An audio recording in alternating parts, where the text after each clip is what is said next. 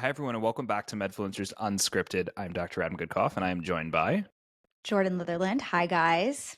Today, we have a very exciting guest, Dr. Owais Durrani.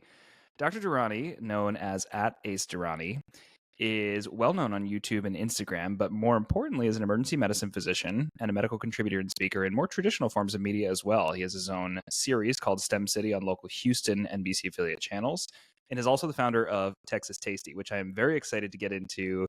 A segue away from medicine, over 1 million follower reach on that platform alone. You've worked at the White House in the Obama administration. You are based in Texas. Welcome, Dr. Durrani, to the podcast. You make me sound I think more accomplished than I am. I'm like, oh, I kind of sound fancy. You are accomplished. Well, I think as someone who just flew with the Blue Angels, you've certainly earned the accomplished title, which I'm sure we'll get into. But you've really been building your own little empire here. I love to start these conversations off, though. What got you to social media? I mean, you're in traditional media, you're in social media. What entices you about this? What got you here? Yeah, so I think I've always been like obsessed with technology in general. So whether that was like the first iPhone or, like I used to have one of those calculator watches in elementary school, and I guess that was like cool technology back then. And so whenever social media came about, it was like, oh, this is really interesting. I want to, see what it's about.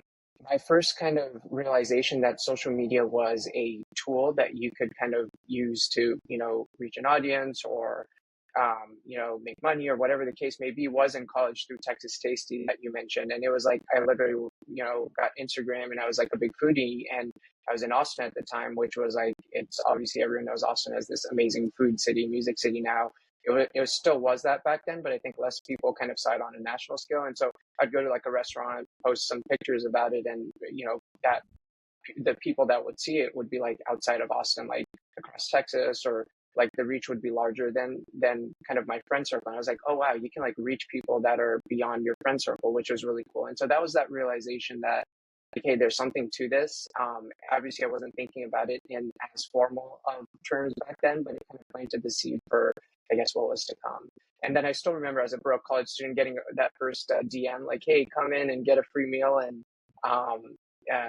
post about it. And I was like, oh, I could like exchange some value and get a free meal. And as a college student, what else could you ask for? Yeah, that's kind of the dream there. I think I don't want to speak for you, Jordan, but I have these like subtle fantasy dreams of having a social media presence that like no one knows about, that's in a different space. And I know we're going to get into F1. That would be one. Like I would do watches, I would do car. Like there's a lot of fun things.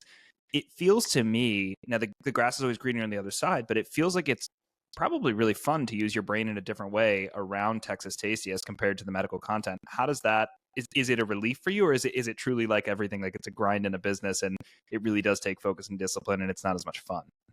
No, I agree exactly with that sentiment. It is, I don't have to be the face of it on every post. I'm barely on it. If you go on there, and that takes a lot of pressure off of me in terms of like, obviously if I'm creating content in the medical world, it has to be like fact-based science and have to do a lot of research and kind of make sure what I'm saying is accurate. But then B, it's like me. And so if anything is wrong or, people don't like it, it's still that you're the human that is transferring that information. Whereas with Texas Tasty, it's like, we obviously have contributors. There's a few people that help me with that. And so a lot of it is, just kind of being big picture vision and not having the daily, pressure of like, hey, I need to like post something with myself in it every day. So it is kind of, and I do focus a lot more on the business side of things now when it comes to Texas Tasty. So that obviously has its own, as you know, annoyances and challenges and whatnot. But it is nice to kind of use that part of your brain and not have to be like, I have to like say this line perfectly or be happy when I'm not happy or that kind of sort of things to social media. But I feel like for both of you, your jobs are demanding in the ER. So it's important to have hobbies, passions outside of those walls. And then also, that job is really community facing. So I feel like you're interacting with a lot of different walks of life, which might give you a different perspective in work. I don't know. Not to speak for you. Well, You can take that one away if you want. Yeah. Well, I was just going to say to you, like I've always, I think we're both kind of on the obviously earlier side of our career. And we all know folks that are like, we're working with that maybe like 40 to 45 range that are burned out, miserable. And for me personally, I see all of these other things I do as a counter to burnout. Do you see that as that, or that's always how I've thought of it? Yeah, I think there's definitely a role in what we do. I mean, as you know, my situation's a little different because I really do this full time now, and it's kind of switched where I part time get to do the clinical medicine, and so it now has a new value for me because I really love being in the department and I cherish the time that I get to be there. So it is different, but I have heard that from multiple others that are really straddling the line that it is a nice kind of burnout protector because you get to use your brain in a different way. So I can see that. Yeah, and then like you said, it's whenever you are in the department, you feel like you don't have to like be tied to the metrics. You can maybe take a little longer with that patient and do some of the things that we got into medicine for, rather than it just be that constant burn and kind of moving patients and that kind of thing. Yeah. Absolutely.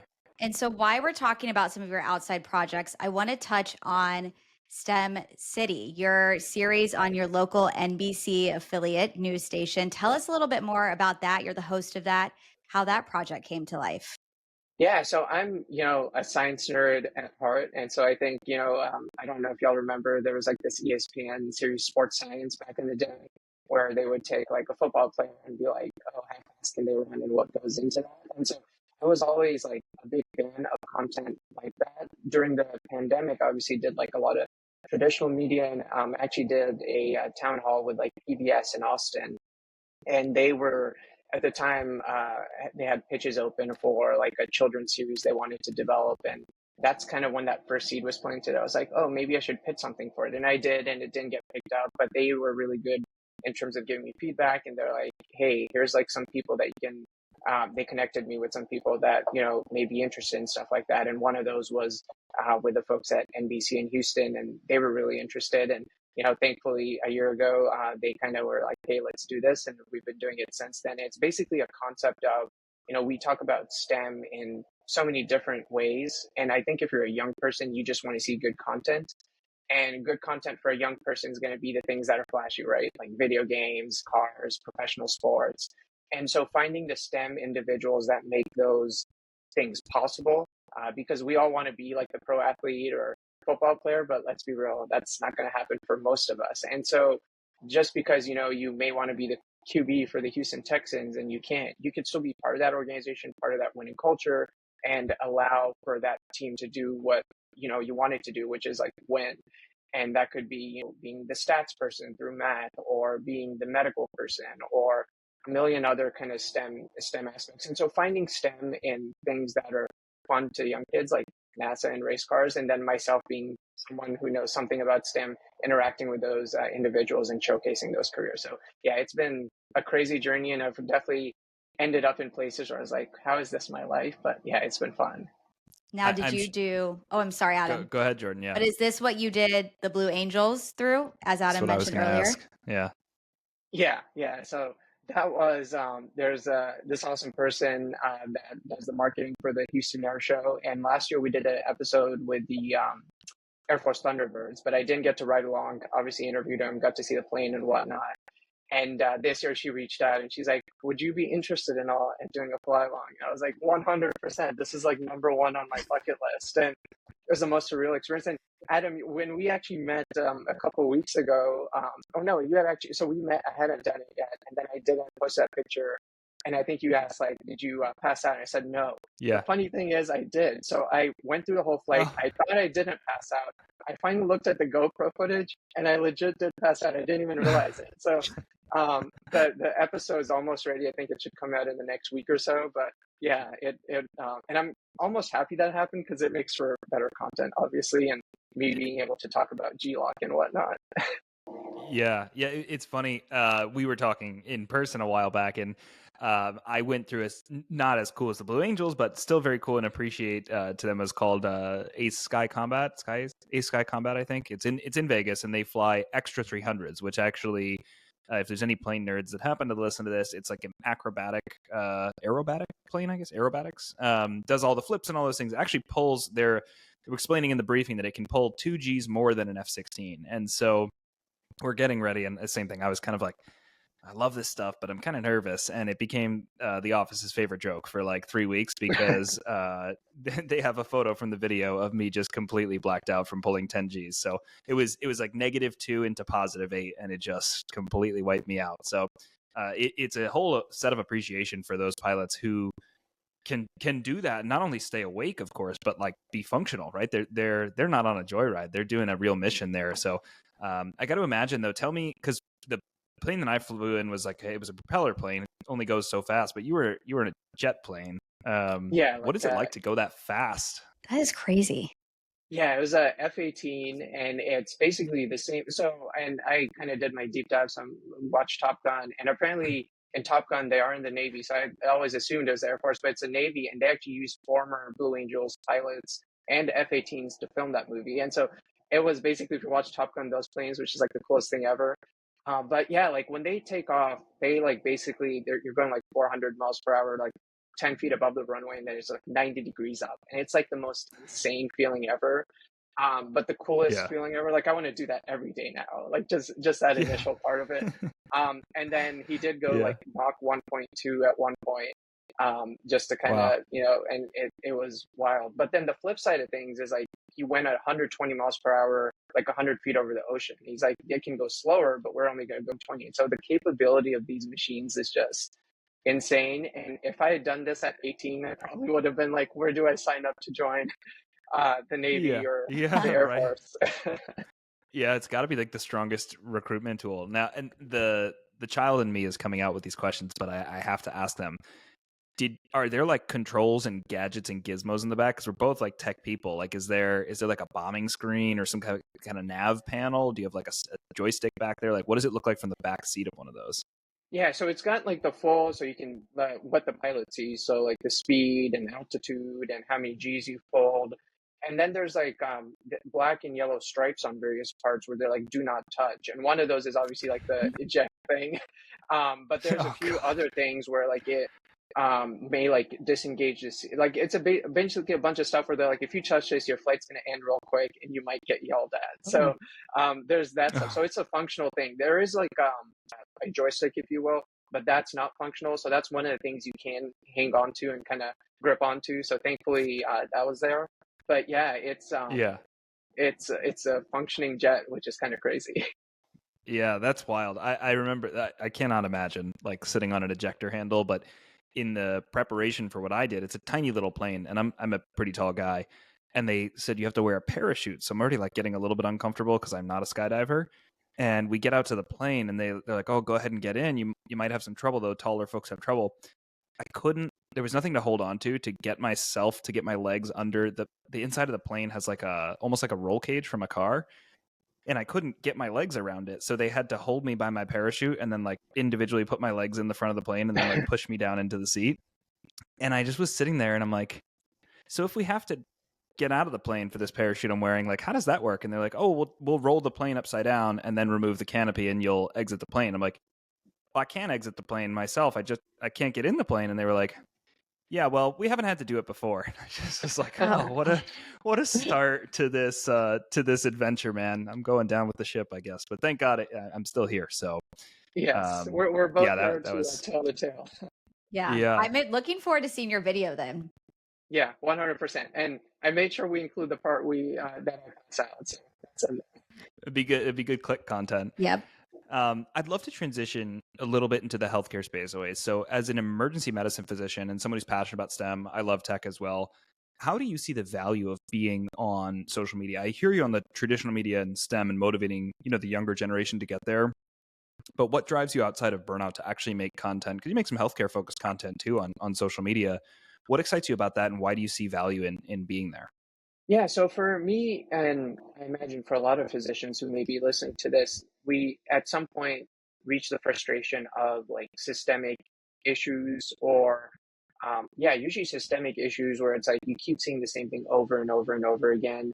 And you're like, okay, I'm just putting a Band-Aid on this problem and nothing's being done about it. And there's, in my opinion, a few ways to, tackle that. I'm involved a whole bunch with like traditional advocacy through like ASAP and things like that, like going to the Hill. I think that's a big part of it, where you talk to leaders who actually make policy and you try to influence policies based on what you're seeing. But another big part of it that I see and I think is very important is us being on social media, just because so many, literally every human being uses social media and they are on it 24/7. And with how good social media is in terms of reaching a audience that you are trying to reach, it's gone really good at that over the last, couple years.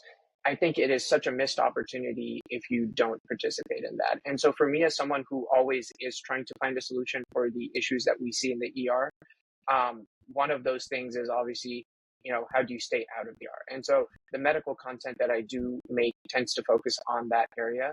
And I can tell that to maybe 10, 12, 20 patients in the course of a shift. But I may post a clip and it could get hundreds, thousands, and then sometimes, things go viral and get hundreds of thousands of views. And I'm reaching way more people than sometimes I even could in my entire career.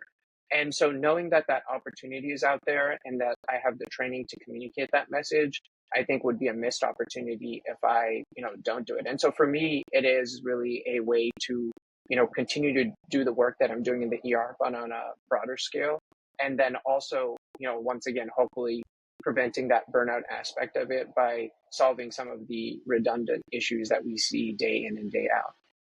I would Yeah. also imagine a little different than your typical media work you do on TV because you really do build a community on your online presence. So you're kind of interacting with those people on a regular basis, maybe getting to know some. So I would imagine that's rewarding as well. Yeah, without a doubt. You get to like realize that, hey, well, first of all, as a creator, you make things that you want to make, and then you realize that it resonates with an audience, and then you're like, oh wow, that's cool. So I'm going to keep making that, and you know that there's an appreciation for it.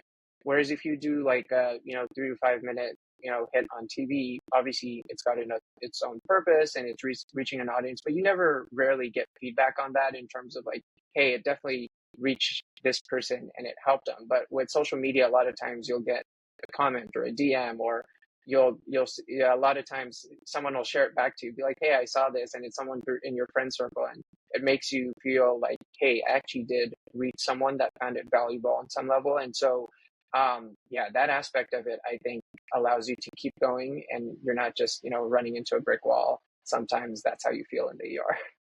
Yeah, there's a lot of independence, I would say, around content creation and getting to speak to a topic that resonates with you. I know that you've mentioned, and we've talked in the past about how much you enjoy tech and the integrations. I think I'm curious your perspective as someone who's still working clinically quite a fair amount, where AI slots into all of this and how you're seeing that at the clinical level affect your workflow, at the future, kind of what does 6 months, what does 2 years look like, and I guess impact for patients really is what always interests me around how AI can actually affect change.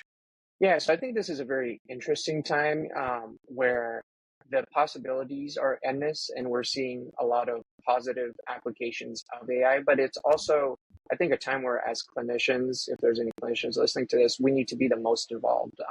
I think back to like when EHRs were being integrated and they were supposed to be the solution to everything, and ended up just creating a whole bunch more work and issues, and no one's excited to use whichever EHR that we use in our hospitals. And that's unfortunate. And so right now, I think obviously there's Scribe AI tools. That's the easiest example of things that have honestly impacted my life in a really positive way. It's allowed me to have more eye contact with my patients, speak with them more, and that's not an exaggeration. And that is like a really positive application. And so we need to kind of keep, as clinicians, pushing for those. So, for example, my hospital just integrated and Epic's got a whole bunch of AI tools. There's like a really cool tool that you may have used where it'll summarize all their past visits and whatnot into a nice brief paragraph, so you know what their medical history is and everything, without going through like 10 different notes and clicking and copying, pasting, and all of that. And that's a feature that is an add-on. And so I'm on the AI committee at my hospital, and there's some folks on the committee where they're not clinical, and they're like, I don't know if we really need this, but I'm like, no, we definitely need this. And there's a bunch of other clinicians that are saying that. And so I think getting involved with, whether it's a local hospital committee or joining the advisory board of a firm, or posting on LinkedIn and finding other like-minded individuals right now is such an important time where, as clinicians, we need to make sure that AI does have the solutions to a lot of the burnout and issues that we have to make sure that those get integrated where it helps us so that we can help our patients and spend more time with them and do the things that we want to do. I love that. I think it's really interesting. I almost chunk it into like, and there's more than 3 buckets, but like the Scribe AI world, absolutely. It's here, it's happening. There's some fantastic options. I think the other one that we didn't touch on is like search AI, things like, I don't know if you've played with Open Evidence. It's like GPT on steroids for clinicians. And it's amazing. Like if I had that in residency and I could like search up a clinical question and then actually have the journal articles cited and summarized for me with one click, it's like I would have gone to Journal Club more. So I think, from a consumption of the vast landscape of knowledge that we have, I think AI search is going to be tremendous. And then summative or summary type AIs like you're mentioning, which may be integrated into EMRs. I think there are probably other systems out there. I'm not as familiar, but that can condense down a chart, because you and I can both feel the pain point. Someone comes in, they're a complex patient, they're on chemo, they've tried multiple things, it's not working, they got an organ transplant, and you're like, okay, what is the thing we're here for today, and like, how do I not mess this up, because this is so complex. So that I see huge utility in that. And it's really cool to hear that you're hands-on with integrating that. I have a great relationship with the chair of our department, and she'll kind of come to me and say, what do I need, what do I need in this space, like what do I need to know, what do you think? And I really enjoy those conversations because I get to sit in a very different seat and see all of these products that are coming out and solutions and things. So I think overall there's a hunger for this. And we talked about burnout at the beginning. Physicians are overworked, right? We could have a whole episode on this. And I think the big tie back to these tools, I started by saying, well, it needs to go back to the patient. But the truth is, to get to the patient, you have to have a healthy clinician as well. And so it's how do you support the clinician in that process? And I think a lot of the AI technology is positioning itself that way. Transitioning over, if it's okay to take a sidestep, this one's not in healthcare. And I know from talking to you that it was under Texas Tasty that you got there, but we have to talk about F1 because this is a huge passion of mine. I keep pitching, and I will probably until the day I keel over dead, all these F1 teams on the value of having someone like yourself or having an HCP influencer come in and get to be a part of that race day experience because of the G-forces, the training. Like, people don't realize the actual neck measurements on some of these F1 drivers. They do neck workouts. They're exposed to tremendous G-forces with the weight of the helmet. They wear a Hans device to protect their head and neck. Like, there's a lot there of tech, and then the actual carbon cell of the car. And I could obviously go on for far too long, but you had a firsthand experience. You were in the paddock at the Formula One race in Austin. Tell us about your experience and what it was like to be that close. Yeah, no, I think you summarized exactly why I'm so excited about Formula One. I think it's like basically a fighter jet on wheels is what I describe it as.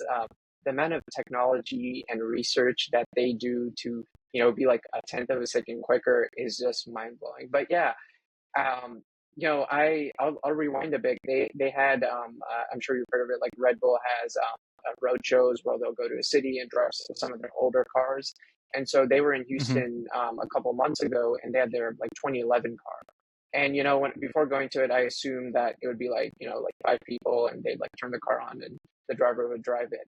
But they were saying that they have like a team of 20 people just to upkeep this like 2011 car and make sure like the engine doesn't get too warm, it doesn't blow up, because it's still a car worth millions of dollars. And so this is something that's old technology. And then when you're in the paddock, just seeing all of the, engineers and mechanics and like insane computer screens, and it literally looks like you're in NASA with all the stuff that's going on. And I'm still kind of it was surreal being right next to them when they're doing all of those things, because I religiously watch every week and like even know some of the mechanics. I'm like, oh yeah, that's that guy that shows up on TV all the time. And so being able to recognize all those folks while I was there was pretty insane.